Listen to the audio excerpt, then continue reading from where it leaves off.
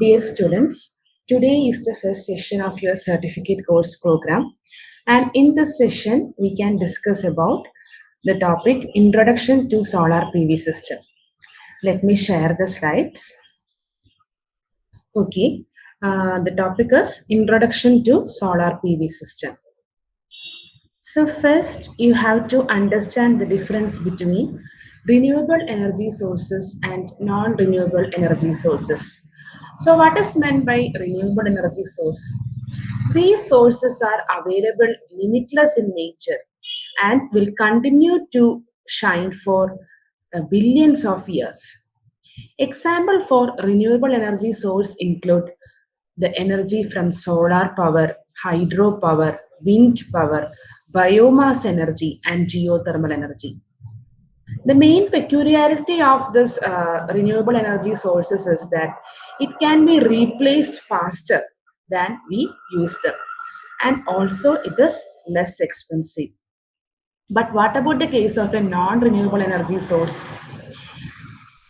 It is made by burning fossil fuels to create energy. We all know what is meant by fossil fuels, right? Fossil fuels are formed from fossils. Fossils, which are the partially decomposed remains of living plants and animals. It took millions of years to form this fossil fuels. So, example for this for renewable, non-renewable energy sources include the fossil fuels such as coal, gas, oil, etc.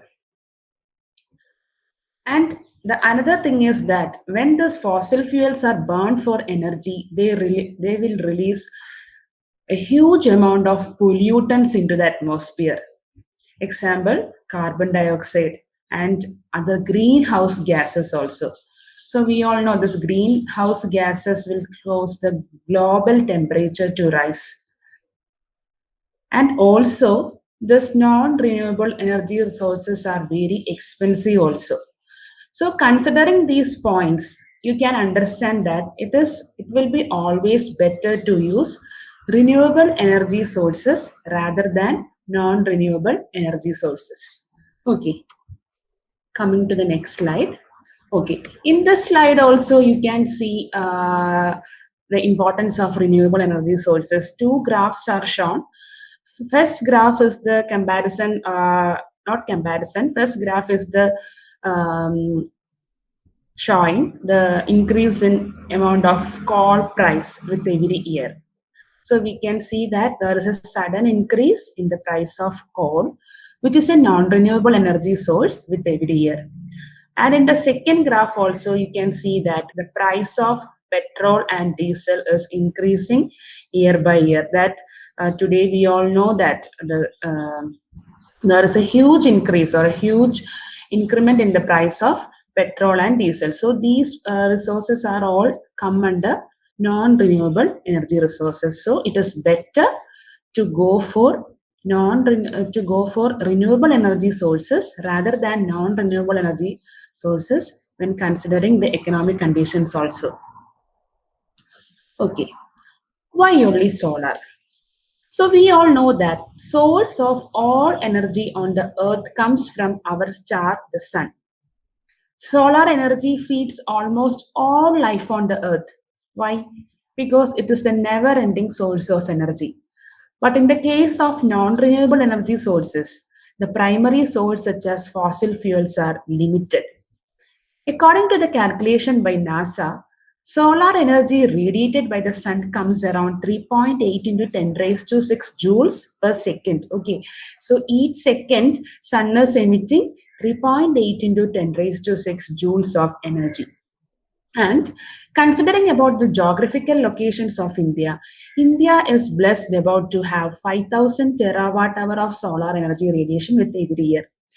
The statistics indicates that every part of India is receiving 4 to 7 kilowatt hour per square meter per day. Okay. And the rough calculation is that if we get around 300 clear sunny days in an year, then India have abundant solar potential to generate electricity that is required by it. So we can trust the source of energy sun, and we also know that it is a reliable source of energy. Okay, then what is SPS or solar power system? We know from the word from the word itself, solar power, that is the conversion of sunlight into electricity through directly using photovoltaic. So what is this photovoltaic? Solar cells or PV cells, solar modules or PV modules we are calling.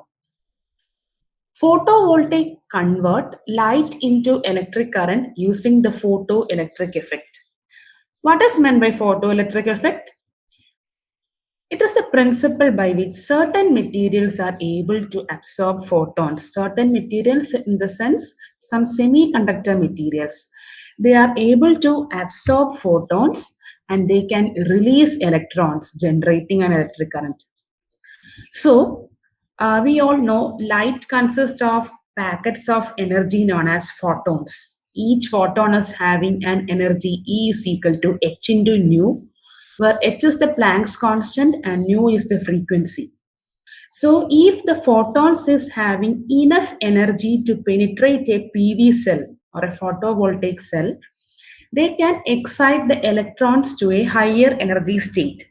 So in this higher energy state, what will be the feature of the electron? The electron is free to move. And we know that the movement of electrons creates the flow of current in a circuit. So if it absorbs more light energy, that means if it is absorbing more number of photons, more number of electrons will go to the excited state. That is, more number of electrons will become free and more electricity will be generated. That is meant by photoelectric effect, which is the basic principle of a photovoltaic system or a solar power system. Okay, so some questions can arise whether this solar power system reduce pollution effects compared to non-renewable energy sources, and if whether it is useful. So the answers to the questions is given in this slide. Of course, we can say that it reduces the air pollution that we already discussed in the first slide. That is, in the case of non-renewable energy sources, if it is made by burning fossil fuels to create energy. So when it is burned, a large amount of carbon dioxide and greenhouse gases will be released to the atmosphere. Okay, so it will of course cause the air pollution. Next one is this solar power systems is having low maintenance cost. Okay, but one point is that it has a huge amount of installation cost. Initial investment cost or initial installation cost is high, but the maintenance cost is low for a solar power system compared to other system of non-renewable energy source. And the next thing is that the solar power system depends upon a reliable source. How can we say that it is reliable? We know the source is sun, and sun or solar energy feeds almost all life on the earth. So we can trust that source and it never gets exhausted. Okay. Next is that it can empower remote areas. See, in some remote areas, there will be no tower lines or there will be no electricity connecting lines from the power stations. So in that remote areas, the solar power system can be used to support life there.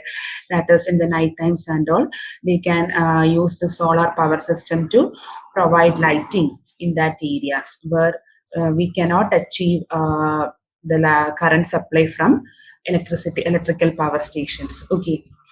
Next is the solar PV represents a true zero carbon emission. Yeah. In this working of the solar power system and in the production of electricity, no carbon is emitted into the atmosphere. So that assures a zero carbon emission generation. Next is, what are the points we had to be taken care of while go for a solar power system or while installing solar power system? So first one is initial cost that we have to taken care of.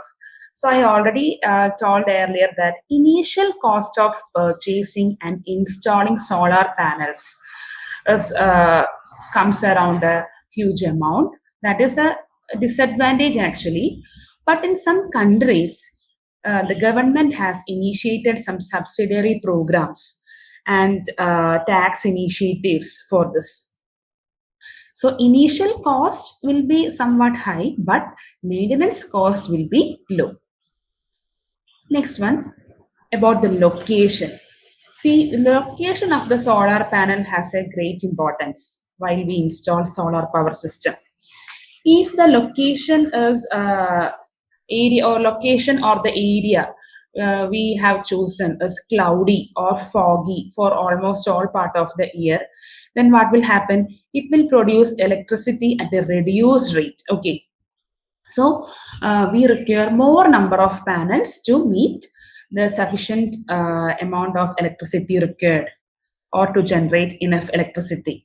And sometimes, relating to this location, some houses or regions will be covered by trees, landscapes, or surrounding buildings. So they won't be exposed directly to the sun, and so they won't be able to generate sufficient amount of electrical power from these systems. So that things we have to be taken care of while choosing the location for solar power system.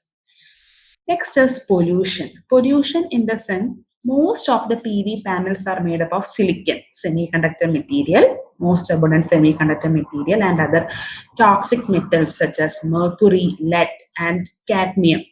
We know that thin film cells, it is made up of cadmium telluride, CDTE cells, and all. So these are all some amount of toxic metals. Next is that the pollution in the environment can also degrade quality and efficiency of PV cells. That is, if there is pollution in the environment, air pollution, dust pollution, and all, it can get deposited on this PV cells and it will degrade the performance of this PV cells. So, some innovative methods have to be developed to reduce the or to overcome these effects. Next is reliability. Solar panels are reliable, but in the night time, they are not able to produce electrical power. Okay, since no sunlight is there. So in that applications where we also require high amount of electrical supply, in the night time, we have to depend on the local utility grid to draw power. Next is inefficiency. Inefficiency in the sense we can't assure that all the light from the sun is absorbed by solar panels and solar panels. That means these solar panels will have a 40% efficiency rate. That is a calculation. That means that 60% of the sunlight which are falling into the solar panel will be get wasted. Only 40% of the light is converted into suitable electrical energy. Okay. Next one is installation area. That means, see, for home users or where the amount of electrical energy required is very less, only some amount, so only a very minimum area is required for installation solar systems. That means for home users and all, these solar panels can be installed on the rooftop and all. But for big companies where it requires a huge amount of electricity, a large area is required for the installation of this solar power system. So, while setting this solar power systems, we have to be taken care of the amount. We have to be taken care of the required area for installation. Okay, so these are the points which we have to be taken care while installing solar power systems. Okay, so next is a slide indicating a simple working of a solar power system.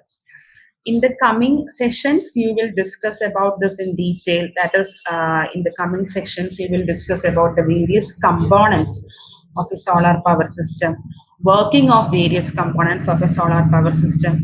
As this session is just an introduction, I will just introduce in some brief concepts what is the working or what is the basic operation of a solar power system. As you can see from the slide that the main part is a PV module. Okay, main part is a PV module. So from a PV module, it absorbs solar energy and it converts it into electrical energy, and that electrical energy is supplied to a PV controller or a charge controller. Okay, so this energy, solar energy, is stored in a battery backup, in a DC battery backup. So before that, it is passed through a PV controller and then stored into the battery. So what is the function of this PV controller or charge controller? The electrical energy which is produced from the PV module is stored in the battery using a charge controller circuit. So this charge controller directs the voltage and current from the solar panel, and the main function is that it protects the battery from overcharging and undercharging conditions. Okay. So it never allows the battery to become overcharged and undercharged. So for this, actually, this solar charge controller has a maximum power point tracker, which is installed inside the PV controller, and it can track the maximum current and minimum current using a software support. Okay, so if the battery is overcharged or undercharged, it will create problem.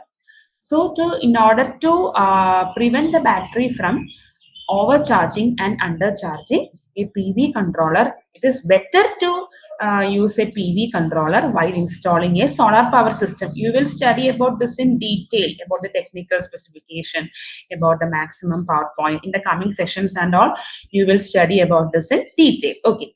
So the DC power will be stored in the battery backup, and this DC power can be directly given to a DC load. See, in this figure you can see the DC power from the battery is supplied to a street light for lightning. So for applications requiring DC voltage, we can give this power directly to the DC load. But in the applications requiring AC load or AC power, we have to convert this DC into AC. That means we have to convert the direct current into alternating current. It can be achieved by using a solar inverter. Inverter converts DC into AC and it can be supplied to applications where it requires AC current. To household appliances or industrial applications and so on. Okay, so when we design the solar power system, we have to be taken care of these 5 factors. Where to use the solar system? That means where is the area, location of the solar system, and what about the solar irradiation condition in that area. That means in some areas it will be very easy to get the sunlight. Not that area will not be a cloudy or in a foggy condition. So we have to be taken care of the area and the solar irradiations in that area where we are choosing the location. Next is, what is the total loading power? What amount of voltage we have to be supplied to the load, and what is the daily consumption required? If it is for a household purpose, very low amount of power will be required, and if it is for a industrial application, high amount of power will be required. So depending upon that application and the required power, we have to install that particular number of modules and all the appliance and all the equipments relating to it. Okay, so we have to be taken care of the total loading power and daily consumption. Next is, what will be the system output voltage required? Okay, what is the system? What is the output voltage that we have to obtain from the inverter? What is the output voltage we have to obtain from the entire solar PV panel? That all things. What is the capacity of the battery? So these output voltage requirements of the systems have to be taken care of. Next is working time on each side for the solar system. Okay, depending upon the working time or depending upon the power required only, we can calculate the working time of the solar system. That also we need to consider while design. Next, system backup days in continuous raining and cloudy condition. Okay, so this battery can store sufficient amount of power, required amount of power, but if there is a continuous raining and cloudy condition where we won't get enough solar power to generate electricity, so we have to specify how much days or how much hours the system can provide a sufficient backup. So these much factors we have to consider while design the solar power system. Okay, next is some fundamentals regarding solar cell. So we all know for a computer or a processor, what is the main core component inside it? It is a microprocessor. Like that, for a photovoltaic solar system, for a solar powered system, the main component or a core component inside it is a solar cell. So we can abbreviate as photovoltaic is equal to photo plus voltaic. Photo means what? Light. And voltaic means the voltage that is developed within the solar cell. So this is the figure showing working of a solar cell. So what you can see here, in the solar cell, it is basically a PN junction. You can see an N-type material, a P-type material. Between N and P-type material, there is a depletion zone or a junction. And there is a front electrical contact, back electrical contact, and a load is connected. A load is connected from the back and front electrical contact, and you can see that photon or light is falling onto the solar cell. So what will happen when this solar photon or light is falling onto this PN junction? So when light of sufficient amount or when photon of sufficient energy can is allowed to fall onto a PV cell, they can excite electrons to a higher energy state, and in this higher energy state, electrons will be free to move, resulting in the flow of an electrical current. See, you can see there the movement of electron, okay, falling through that load, constituting the flow of an electric current. And also it can be explained like this. In this solar cell, you can see a P-type silicon layer that is placed in nearby to a N-type silicon layer. So P-type material consists of holes and N-type material consists of free electrons. So under the influence of solar energy or when photons are falling into the semiconductor material, electrons passes from the N-type material and it can combine with holes. See, you can see in that figure, and it can combine with holes in the holes in the P-type material. So this creates an electric field on both sides of the PN junction. So electric field means positive and negative charge carriers separated from distance by some distance. This forms an electric field on both sides of the PN junction, and this electric field in turn develops a potential. So, or a potential. So, what happens if there is a potential potential is developed across a junction? If the potential is developed across a junction, and if we are connecting external load across that 2 points, current will flow. Okay, so the electric field develops a potential difference across the junction, and if we are connecting a load around these 2 points, across these 2 points, a current will flow through the load. So we will get current flow, and this current will be stored, will be forwarded to the will be carried to the solar charge controller or PV controller, and from there it is stored in the battery as DC voltage.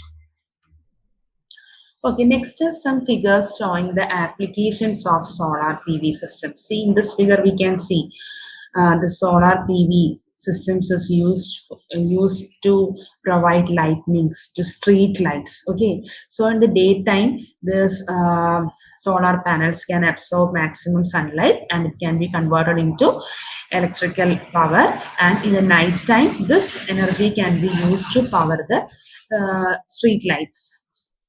Okay, this shows the solar water pumping system. Solar module or a solar panel is used to draw water from the bore well, which is located beneath the ground. Here, this solar fencing, you can see one fence there. This fence actually is an electrical fencing which produces power, which have power from the solar powered system. The solar fencing is used around a farm or irrigation land to protect animals. And also the solar fencing can be used for making boundary. In this figure, you can see that solar panels are installed on the top of a stadium. So we can save that much of land area for installing the solar power system. Okay. So on the rooftop itself, on the top of the stadium itself, solar panels are installed and it can produce sufficient amount of power to meet the requirement, electrical requirement of the stadium. So like this, a number of applications are there for a solar powered system, and by day it is increasing. So it is all about today's session. I hope you understand every topic. Thank you everyone.